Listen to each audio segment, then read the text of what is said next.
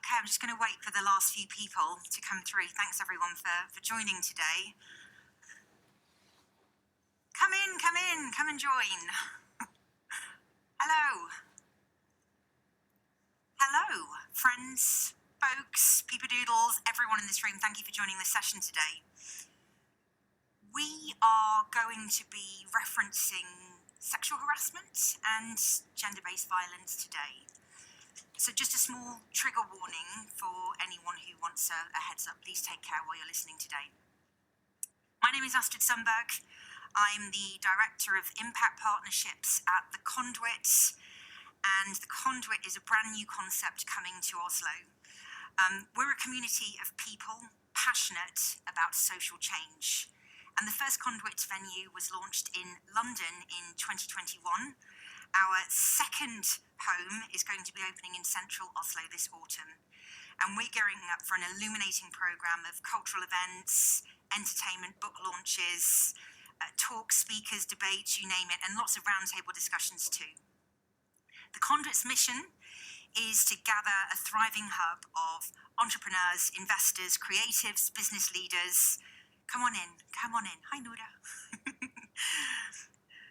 For sustained positive impact. You can read more about us at theconduit.com. It's a huge honour to be back at DNS again this year. And when Chisholm and the team reached out to me about this collaboration, there was a long list of several different topics that I presented in my initial draft. I'm so grateful that we landed on sexual harassment in the workplace.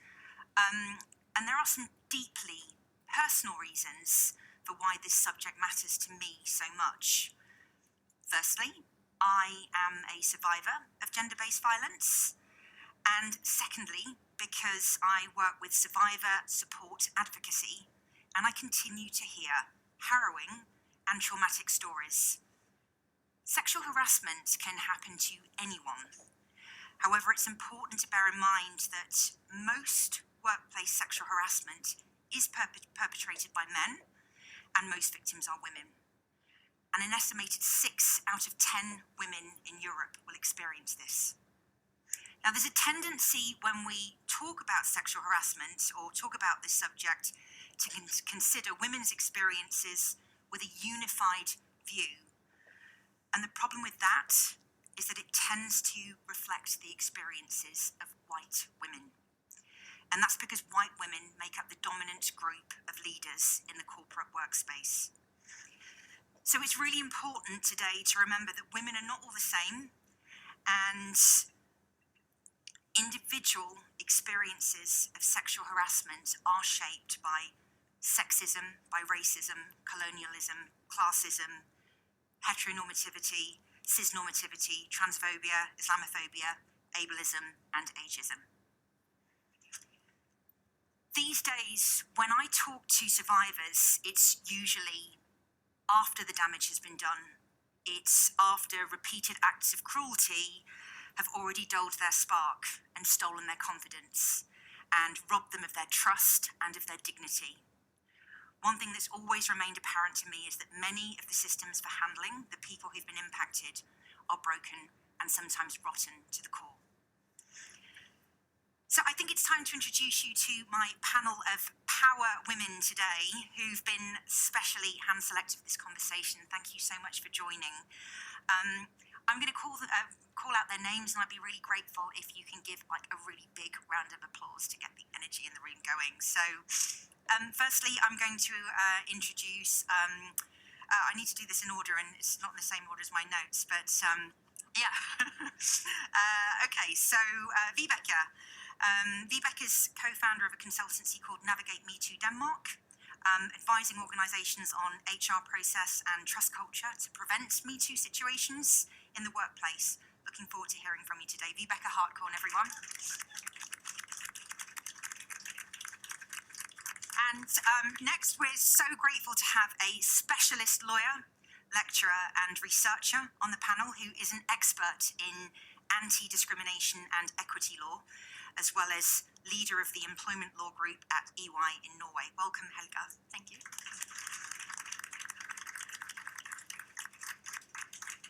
Our third guest is a well-known journalist at VG here in Norway. She's a researcher, speaker, and author of an award-winning book. I have translated it to English, Shazia. I know that's really weird because it has a Norwegian book title, but it's called Out of the Shadows, The Long Road to Equality for Immigrant Women. How would I say that in Norwegian? Ut av skyggene. Den lange veien til likestilling for innvandrerkvinner. Okay. I don't even remember my whole book. Shazia opened the annual Women's Day March in Oslo this year with an incredible speech to thousands of people. I had goosebumps. Welcome, Shazia Majid.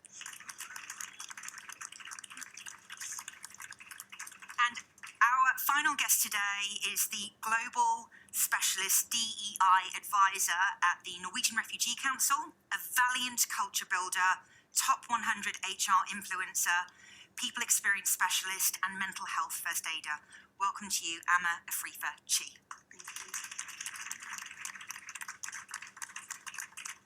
I'm going to try and sit down now. I have a tendency to move a lot, and this is a very straight panel. It's like, it's not as good as the lounge setup in some of those other rooms, is it? But anyway, Aune, I'm going to come to you first, if I may. We know that sexual harassment occurs more frequently in hierarchical workplaces as well as male-dominated industries. So how important is it to understand more about the drivers that lead to sexual harassment? And what role do patriarchy, misogyny, and toxic masculinity play into this? Good question. I think they all play a very key role, and it comes down to sort of cultures in the workplace and how you set that up. It's really important to understand that there are actors and players involved in all aspects of culture in the workplace. So when you're setting up hierarchies, or if you're sitting in institutions that already have hierarchies, the question is how are you ensuring that those individuals are aware of their behavior and how that's impacting the staff or the people that are coming through your organization? How are you aware, and if you are aware, what are you doing about it to make sure that it doesn't happen again? We've talked about things around processes, systems. They are very crucial. When we talk about the employee life cycle within itself, that in itself is a process and a system. When an individual comes and experiences their lifetime in the organization and then leaves. But at each point, they all work together and they all connect together. But at each point, it's how we ensure that whoever they're in contact with, especially in a lot of industries right now and sectors that are predominantly male-dominated, how are you making sure you've got your allies, your advocates? How are you making sure that you're ensuring that your processes and your policies live outside the papers that you're creating and actually breathe within the organizations you're creating in terms of culture? Culture is not stagnant. It is ever-flowing and ebbs and flows.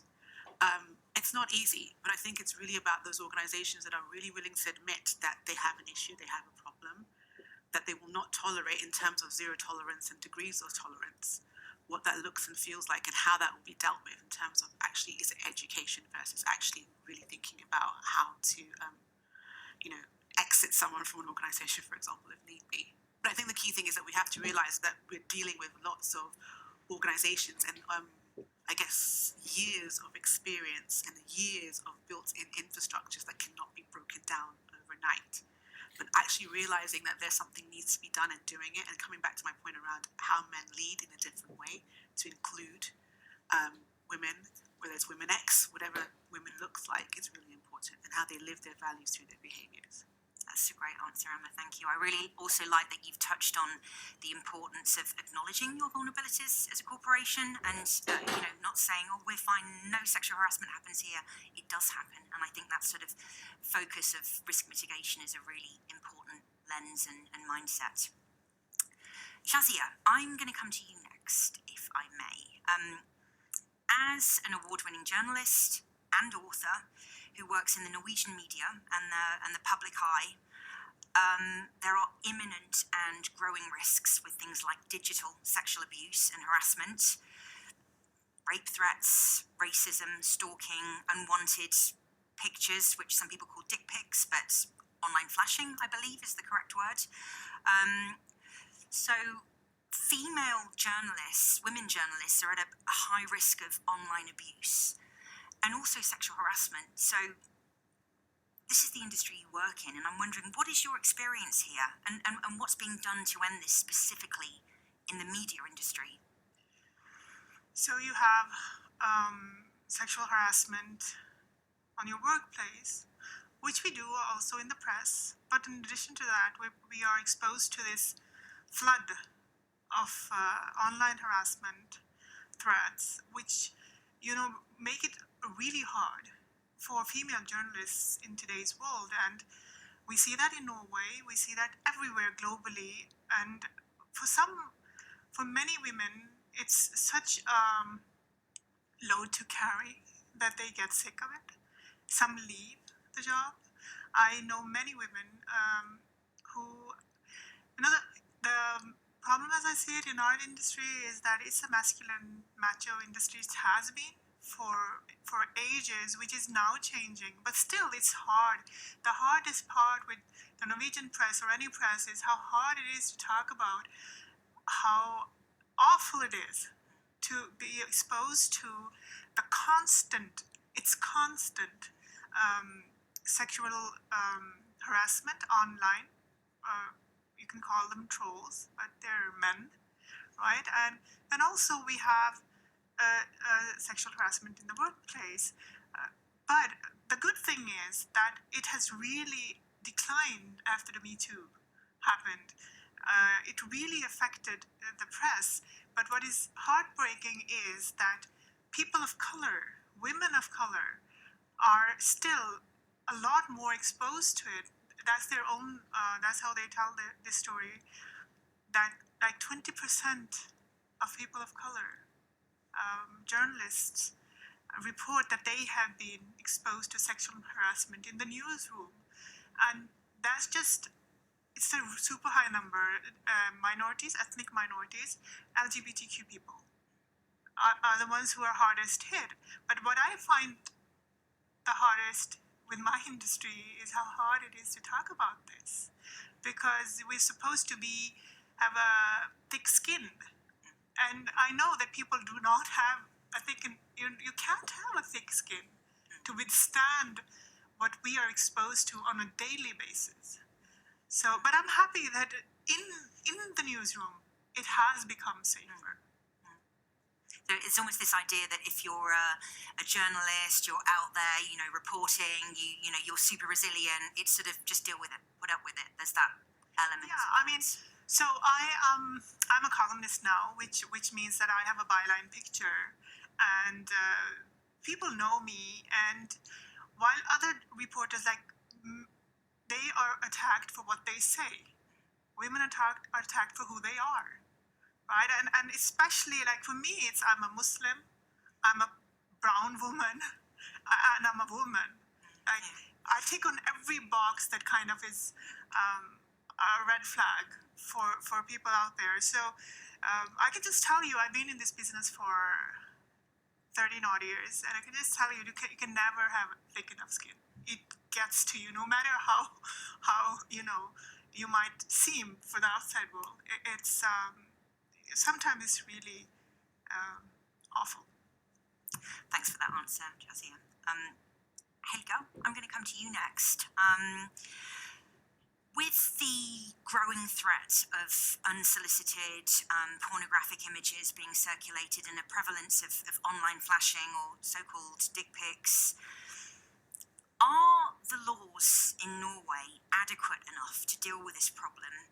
And what should a person do if they receive graphic imagery like this? And I'm going to throw in a sort of double part to this question as well. Thank you. A follow-up question. But you're a lawyer. You must be used to these really complicated questions. I'm sure of it. And also as a follow-up question, what promising new approaches are there for workplace sexual harassment? I'm thinking organisations like unions, women's centres, specialist legal services in this area, human rights commissions, safety regulations, etc. You gave me lots of keywords now, thank you. And if I don't answer all the questions, you pick up on it. The law is good. The law is very good. The problem, the challenge is that the companies have not always integrated all the laws into the people's heads. People need to know what to do at what time. Also, the leaders need to tell all their employees, if you're so fortunate to receive a nasty text, a snap, a dick, whatever photo, Online flashing, Online flashing. Englishness. you're lucky. Take a screenshot. Don't delete it. You don't have to go into a dialogue. You don't have to say this is unwanted. Take a screenshot. Go to your union representative, go to your leader, go to your HR director, go even to the CEO, the leader of the board, because this is the beauty of the law, and I love the law. And in the previous workshop, you talked about the new CSRD. It's a due diligence on human rights in your company and in the supply chain. Everyone can ask, what are you doing qualitatively? What are your actions to make people know about the whistleblowing line, or to know about the wanted and not wanted behavior? And what can the company do? Good companies have good leaders and good management. They will say, these are our company values. Once you have entered into an employment agreement, you have to support our values. That is the leading star, the guiding star. Values is part of this law. So if the problem is, very often companies will have lots of whistleblowing cases. That is a healthy sign, because people feel safe to come forward, say this is not right, and get the support, this is not right. So many good companies actually have workshops training the management, the leaders, in their values, in their conduct of, what is it called? Code of conduct, in the reporting requirements. And they're warned. There are sanctions behind this if you break these laws. You will have a warning. You may be fired and dismissed on the day. The law is strong, but dare use it. And then finally, I want to say, yes, there are many male bad guys, but there are also some women that are doing poor jobs here. Because what do people say? Oh, this sexualized joking, he doesn't mean that bad about it. And then it's pushed to me to kind of accept it. I don't have a thick enough skin. It's my fault. But if you have that proper training and the code of conduct, you know that, hey, don't you dare say this again. You better read the code of conduct or I'll report you. So by fellow work colleagues knowing what to do, everyone can help, also women. I think I have to share one personal story, and I've taken my time. I was 14, having my first job at the bakery. And one of the drivers picking up the baskets that I have packed every morning, he came in the morning and touched me on the sides and a little up here, and I was just smacking him away. And I forgot. I came home to my mother and said, Mama, this is terrible. She said, Helga, you just have to get used to it. This is the working life. And of course now she's old and dead, but I'm sharing this story. And then I forgot about it because I'm a strong woman. I've been teaching women's law, I've been teaching human rights law. I've never been harassed until Me Too came, and I remembered, oh my goodness, even my mom pushed me down. Yeah, I think that applied to a lot of women, Yes, definitely. but I love the law. Use it. Good to know, Helga. Good to know. Vibeke, I'd like to come to you next, and this is a question that very much relates to leadership. You work in this space, you work a lot with leaders, senior leaders, C-suite. So my question is, when it comes to sexual harassment, how can leaders, and are there any leaders in this room? Can I have a show of hands if there's leaders? Great. How can leaders in the workplace tackle the critical themes of power, accountability, culture, and consent is a really important one as well. Yes. Well, I co-founded Navigate Metoo, our consultancy, as a reaction to the Me Too movement when that arrived, because times has changed. And we have to stop believing that things can change overnight. It's not going to happen. And we have to stop believing that it's up to the individual to decide what is appropriate behavior in the workplace. It's not. You give up that right to make that decision when you sign that contract, when you are hired.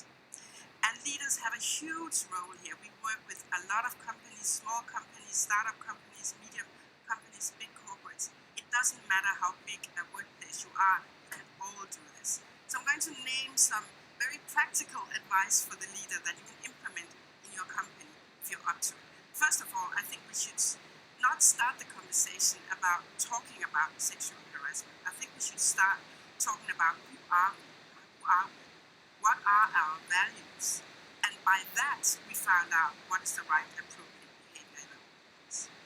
And very practical, you can do this. When onboarding new employees, make it transparent how you will deal with harassment in the workplace. What is the process? What's the procedure? So whether you become an alleged offender or an alleged victim, then you know what's going to happen, because one of the biggest problems is that people don't come forward. It doesn't come to the surface what really happened. And that's because the offender and the victim are afraid of getting fired if they tell the truth. So we have to bring truth to the frontier. Then I think we should involve all our employees in this pre-harassment culture. We can do that in all meetings. We can start the discussion and talk about what is inappropriate behavior. What happened to you the past months between our meetings and so on. Just bring it into the meeting culture and start that conversation. And then recruit not only on skills, not only on experience, but also recruit on behavior. We don't do that.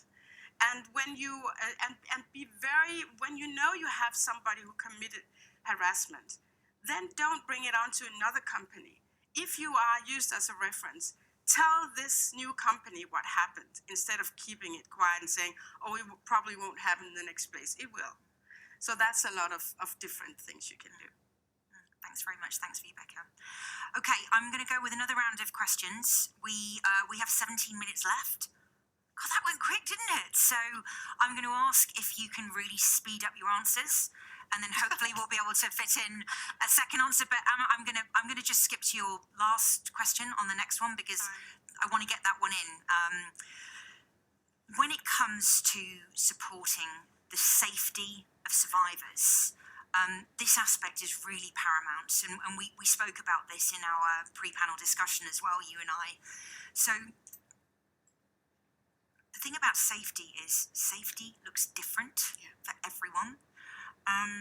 So I'm wondering, what actions can leaders and other stakeholders take to increase the safety of sexual harassment survivors in the workplace?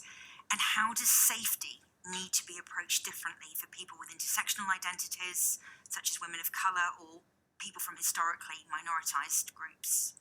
Safety means different things to different people. I think the first thing is acknowledging that this person or individual has been through something that is quite traumatic. And it's, as leaders, we need to think about how we create safe spaces to enable that person to feel that they are valued and what they're going through is meaningful, and actually we care. It's the human-centric part fundamentally of everything. I know we have to really quick, but this is such a sensitive topic to unpick that I can't really talk about it quickly. But the key thing here is acknowledging, but then constantly giving that person an individual support throughout. How are you checking in with the individual? How are you making sure that you're giving them space and time to make sure that they are what they're going through, they're actually being supported in the way they need to? As in, intersectional lens will look different to different people, but asking that individual, giving them the options, giving them accessibility, and countlessly just checking in and making sure they've got the space if they need to. But also protecting that individual is very key. How do they want to then show up in the workplace? Fundamentally, sometimes when someone has talked about an experience, they go right back into the same place again, and sometimes often with the perpetrator if that perpetrator has not been dealt with. So again, how do you switch that up and make sure that individual is not going back to the same environment and making sure that they are protected in that different way. And that comes through, again, if it's having to realign them or reassign them to a different team, a different department. It's things like that. But the core thing is asking and speaking to that individual how they want to be supported going forward, and offering that support in the workplace, but also outside, whether it's through benefits, whether it's through counselling in different shapes and measures, whether it's working from home in different ways. But the key thing is to remember is not to ostracize that individual. Because by giving them that, by ostracizing them or marginalizing them, you're actually doing more damage than help. So again, as leaders, it's actually showing role modeling and saying what will not be tolerated. We discuss it in the panel at different stages of the workplace culture where you can do it. But it's actually reminding people that this is not tolerated at every point, at every space you've got. I come back to the point about living your policies and your values in real life, in real time. It's one thing to say we've got values as an organization, but how are you living that as an organization? How is that in your day-to-day when you are interacting with your teams as a leader, understanding your teams? We are all responsible for workplace culture. We are all responsible for inclusion. As a colleague as well, it's checking in on your teammate if they've made it aware that this is what's happening to them. But it's creating those safe spaces, and that will look and feel different to people according to what the experience is. And I'd like to say, it doesn't matter how small or little that experience might be on the scale of large harassment to small, microaggressions or whatever it looks like. Everybody's story is valid, and you need to protect that by validating that individual and helping them the way you best know can through actually speaking to that individual. Thanks, Anna. I'm really, really glad we got your HR voice on this panel. Okay, Shazia, just a quick reminder about trying to wrap these questions up so we can fit some more in. So I'm going to hop to the last question that you have, and we'll come back to the middle one if we can do. But this one's an important one, and it relates to what hopes we have in the future. What hopes do we have to eliminate the prevalence of workplace sexual harassment? Is it on us as parents, we're both parents, to raise the next generation to understand what constitutes unacceptable behaviour and where the boundaries are drawn? What are your thoughts on that? It's hard because so you have guys, and I hear this a lot, that they don't understand, they don't know, like, can we make this joke or not? Are you going to be offended or not? Can I flirt with you? It's a really hard space to be in. But what I think is most important is that we talk about it. In my newsroom, we have everything that you're talking about. The code of conduct, the HR, everything is in place. But I don't feel like there is a safe space, safe for me, because we are like really struggling. My bosses and I, with my special sort of position where I'm so visible and I get all this shit all the time, and they're like, what can we do? And they're sometimes very frustrated as to what they can do. And I've been trying to say this, I want you guys to be my backbone. I want to be able to tell you how this feels. I cannot, because I feel vulnerable, I'm not strong enough. Should I actually be in this job? Maybe I should not be a columnist, because can I really handle it? Can you handle it? And I'm like, I can handle it if you guys support me. And that's why I want to be more, I haven't been very vocal about it, because even I, who lives on talking about hard stuff, has a hard time talking about this in my own newsroom. So the hardest thing is to say it and to have audience. And that's the most important thing we can do. Because sometimes you think, we've listened to this a lot and it's too much and this is all we talk about, but it still doesn't get in. So I think that's the most important. Did you have a follow-up there, Vibeke? We work with corporations, companies, where we ask them to develop a language for this, what you're talking about, Saskia. So in one company, a difficult case where it was a no-go, this is absolutely not to be done, was called a P19. So we try to help them develop language where you can say very little, but it's understood by everybody. So a P19 means, no, stop, you're not being funny, that's not a joke to me, I don't want it. So instead of saying, I don't want that, and please, can you stop? They just said P19, then everybody understood what it was. And you can it's very simple, but we try to help companies develop this kind of language, whereas where a no is a no, and no don't go any further. So B19 is basically a polite way of It's a calling polite out a way. douchebag. It's a code. It's a code. Yeah, exactly. You're not funny now. Douchebag can work as well. Thanks for that. That's really interesting take home, Vibeke. And so Helga, I'm going to come to you next. Back to the legal side. This is, such an important framework for how we think, for how we navigate this within the workplace setting that we're talking about today. So in your role as a legal advisor and investigator as well, because I know you've worked on some really high profile cases, I'd love to get you tipsy on a bit of wine and have a good chat with you about that, but I'm sure you're sworn to secrecy and NDAs and everything else. But what recurring themes have you seen arise in terms of causes? And can you talk us through what the critical factors are for having a robust system for preventing and tackling workplace harassment, sexual harassment, I should say? Okay, sorry. I think that there are two, leadership is the key word. Security and management, leadership, what you accept and do not accept. We have the typical cases that you've talked a lot about. Also, you don't feel the backbone, you don't feel you have the support, so you feel alone.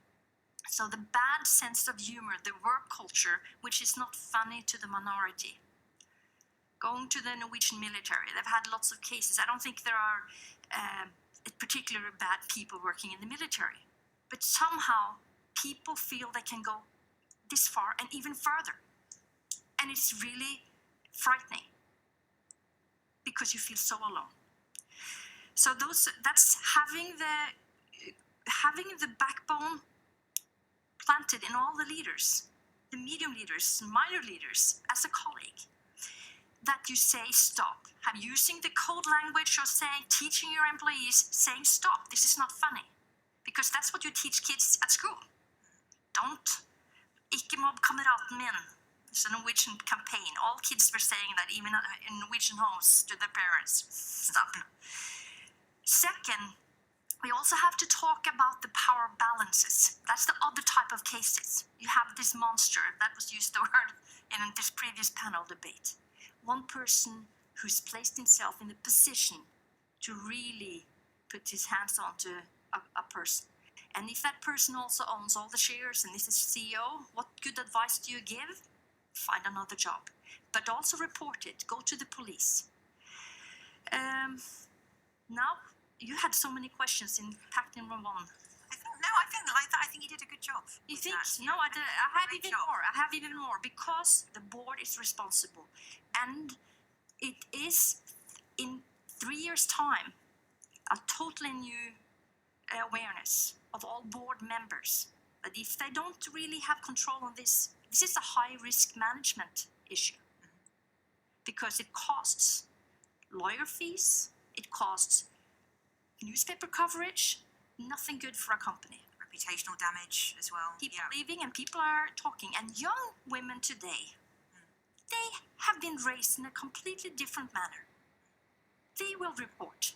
And this is also why we have an increase of cases. This is not funny. This is not acceptable. He touched my behind.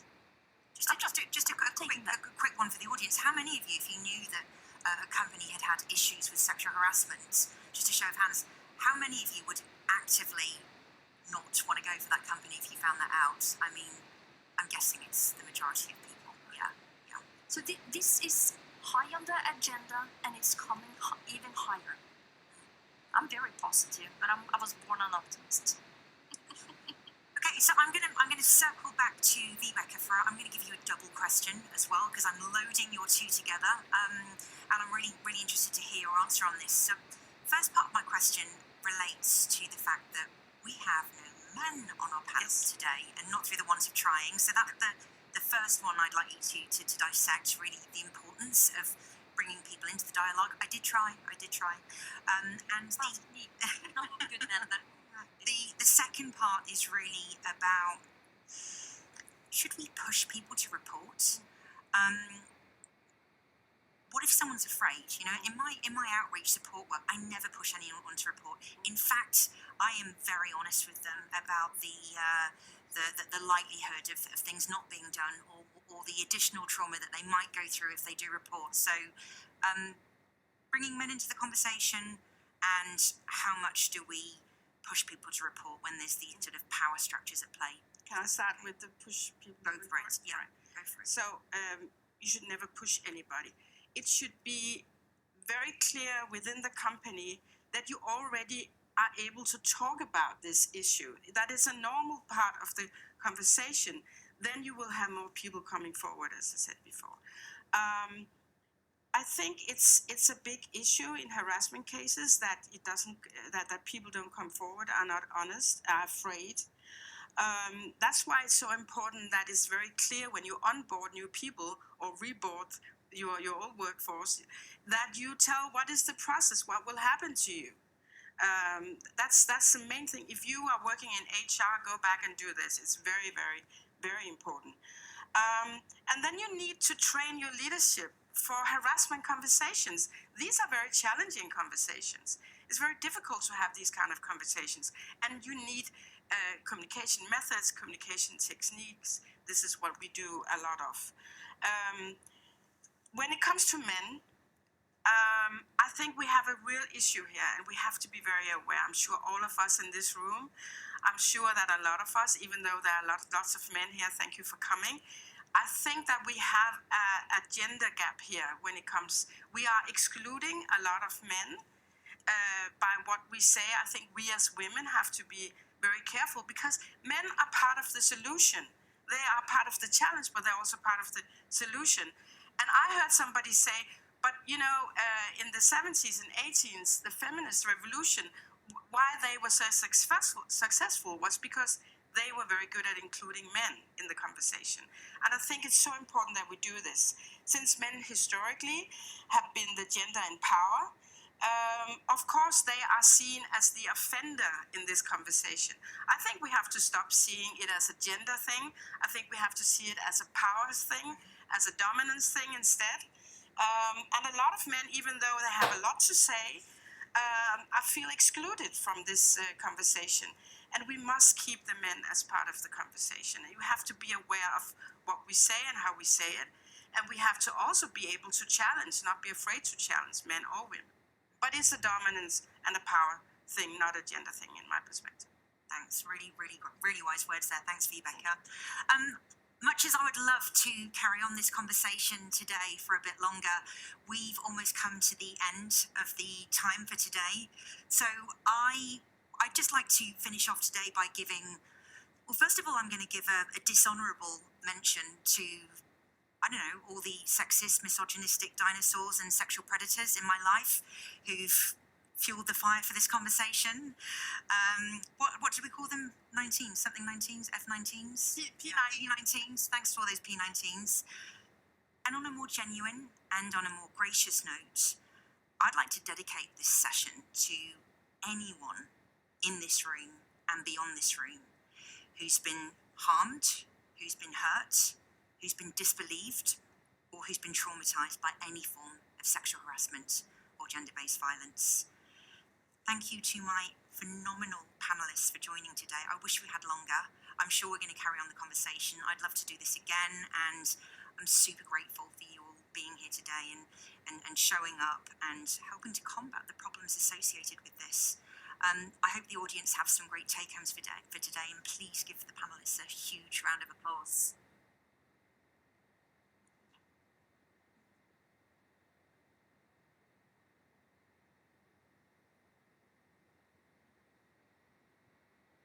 We've got a couple of minutes left, so if there's a question from the audience that anyone would like to throw out, then yeah, and just please stand up, say your name, your question, who your question's for. I know who you are, but I just wanted to say for the audience.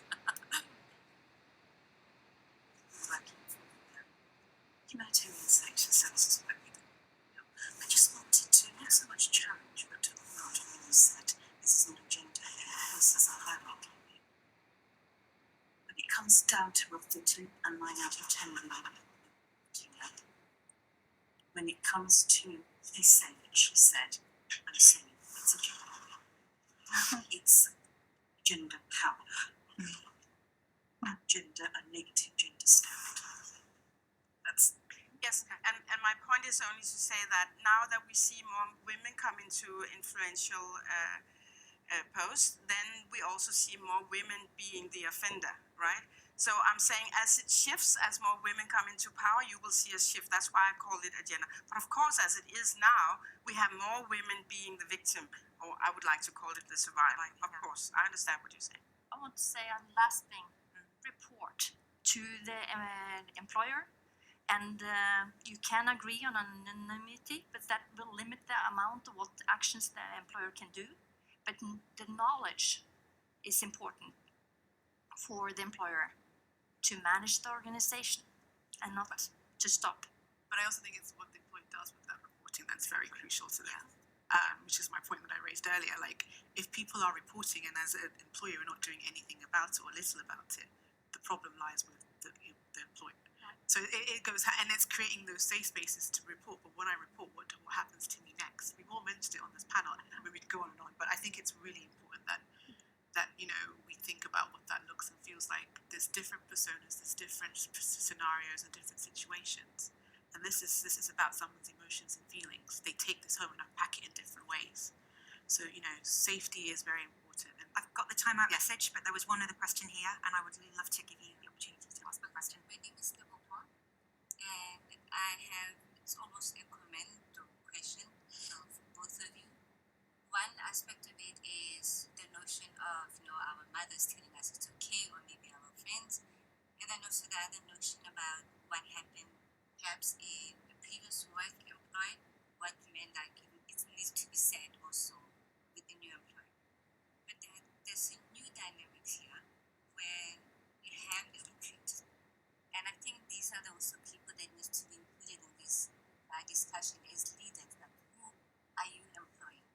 It goes without saying that a lot within the employment recruitment when it comes to advice about what to say regarding your previous work employment. Oh, don't say things about it.